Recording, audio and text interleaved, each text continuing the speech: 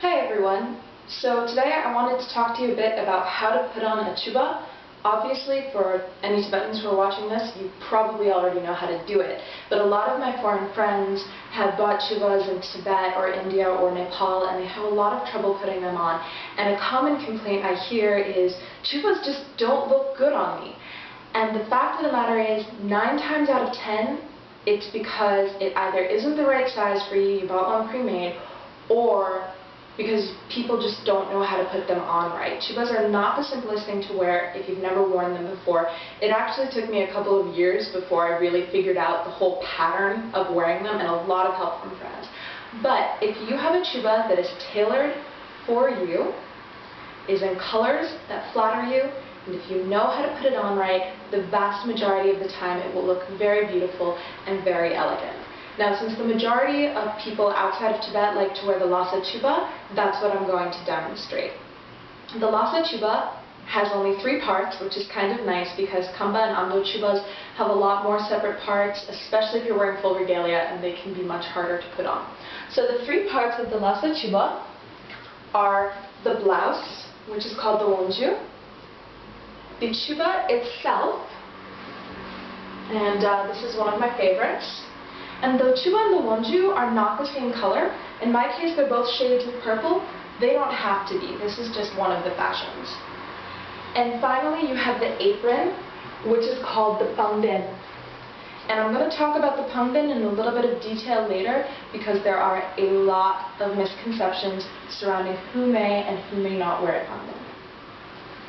So, when you start with the chuba, just like any other item of clothing, you start from the bottom and you work your way out, which means you have to start with the blouse. Make sure you're wearing the blouse right side up. This is an easier mistake to make than most people think because right side up, upside down.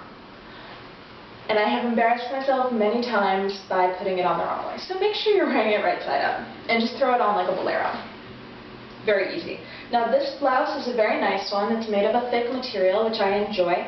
It's embroidered, which is somewhat uncommon, and the sleeves are sewn in place, which is very nice. If your sleeves aren't sewn in place, no problem. You just fold them up once, maybe twice.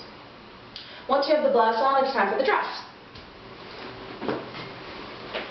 Now the dress you just pull right over your head. This is a slightly more modern style that's been popular since probably the 60s or the 70s, meaning everything's sewn into place. You don't need a belt, it's one piece. So when you put it on, just pull it over your head with the open part in the front and stick your arms through the armholes. Like so.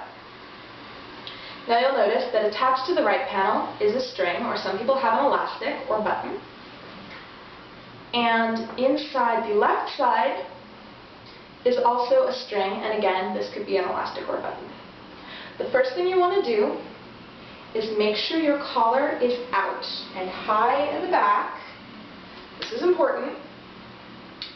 And then take the strings and tie them together tightly enough that you've got a little bit of pull, but not so tight that you're having trouble breathing or that it starts making wrinkles in the back, because that's just unsightly and uncomfortable. So there you go, tuck in that little outer edge. This is the hardest part, the collar. So what you do is you start with the right hand side, pull the collar out, and you make a fold of a 45-degree angle. Tuck that underfolded part underneath the panel, and then fold the remaining part of the collar over the panel. And you'll notice it makes this beautiful angle here, and it lies perfectly flat against your chest, and that's what you want. Then you do the same thing on the left side, and the left side is much easier because the left side isn't tied into place. So, 45-degree angle, tuck the folded section under, fold over, and there you go, you've got that beautiful fold again. Smooth out the back if you have to. So I'm doing there. Now you can adjust the length of this panel depending on the fashion in your area. Some people like to make it really long. Some people prefer shorter. You can also adjust just how thick you want it, how wide. But I generally go for relatively short and relatively wide. That's just the fashion I happen to like. Then you've got a button and you've got a hook, which match with a buttonhole and an eye. This is pretty self-explanatory. There you go. So the hardest part is now done. That's how you do the collar properly. Now if you folded your collar just right, and if your blouse is large enough, so many people buy a blouse that is too small. I cannot emphasize this enough. Get your blouses tailor-made. Seriously, it makes all the difference. And if you're in India or Nepal, it's pretty cheap to do. If you can't get it tailor-made, buy one that's larger than you think you need. But if you have one that's the right size, the fold should stay in place. You shouldn't need a pin, but many people will put a small pin here. You can put a nice brooch. It's a good touch. So now on to the next hardest part, the flaps. And what you want to do with this is you don't want to have unsightly wrinkles in the back. So take your thumbs and press them in so that it fits nicely against your back. Again, I'm wearing pants underneath this, so there's going to be more wrinkling than usual. So once you've got that, carefully wrap them around, pull tight, wrap this around in the front, and then at this point you can tie it in the back or use my favorite trick that was taught to me. Because I'm wearing an apron, I'm just going to tuck it under here.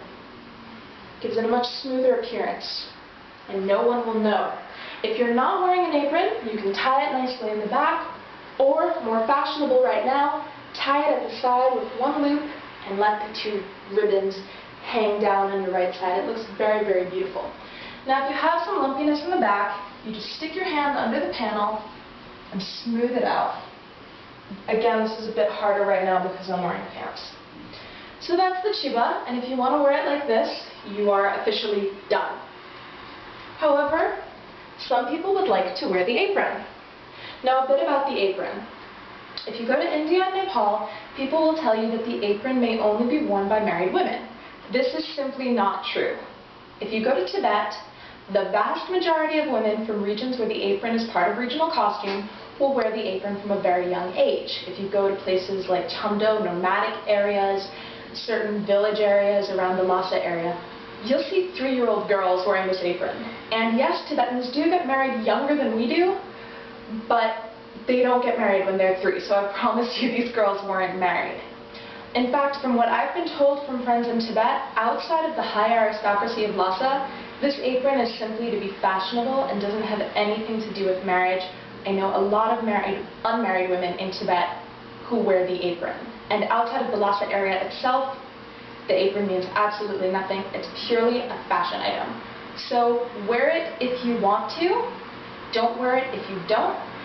And if you do wear it, realize that everyone's going to ask you if you're married. So hold it in front, choose a place, pull it tight. I like to have it slightly lower than the waist because when I wear it at my waist, I think I look a little bit pregnant.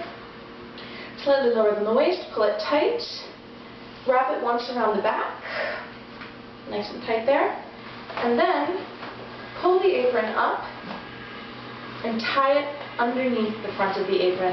That way the strings don't show. Try not to get the apron caught in the strings when you do it. Okay, there we go. I just do a little bow. No one's going to notice. And pull the apron down, and you're done. Good smooth collar in the front. Apron's nice and smooth in the front. No big wrinkles on the side. Smooth collar in the back. Pretty good folding in the back. Not my best job, but pretty good. And there you go. This is how you wear a Lhasa Chupa, and I hope this helped for any of my foreign friends who like to wear chubas and have been having some difficulty. So good luck, give it a try, and I hope it works for you. Good night.